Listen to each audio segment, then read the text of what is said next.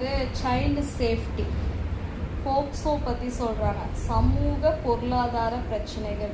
So வந்து கண்டிப்பாக group 1, group 2, group 2A, group 4ல் இப்போ குரூப் 4ல் பார்த்தீங்கன்னா இந்த மாதிரி எப்படி கொஷின் கேட்பாங்க, போக்சோ எந்த இயர் வந்து நடைமுறைக்கு வந்தது, சைல்டு அப்யூஸ்க்கான அந்த ஹெல்பிங் லைன் கேட்பாங்க.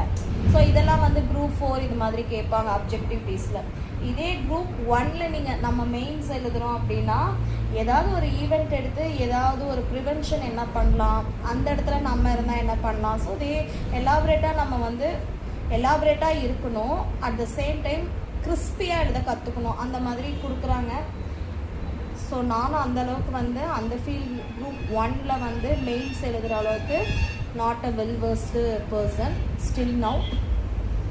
எதுக்கு சொல்கிறேன் அப்படின்னா நிறைய ஆஸ்பிரண்ட் வந்து குரூப் 4க்குலாம் வந்து கோச்சிங் கிளாஸ் போயிட்டுருக்காங்க. அப்படி போகும்போது நிறையா இங்கிலீஷ் நாலேஜும் வந்து ரொம்ப கம்மியாக இருக்குது. அதுக்கெல்லாம் வந்து நம்ம புக்ஸு வந்து நிறையா ரீட் பண்ணோம். சொல்லுவாங்க, read a book with taste. அதை சுவையறிந்து அதோட சுவையை மட்டும் அறிஞ்சிட்டு விட்டுறக்கூடாது. We have to use it in our knowledge அறிவு திறவுகோள்.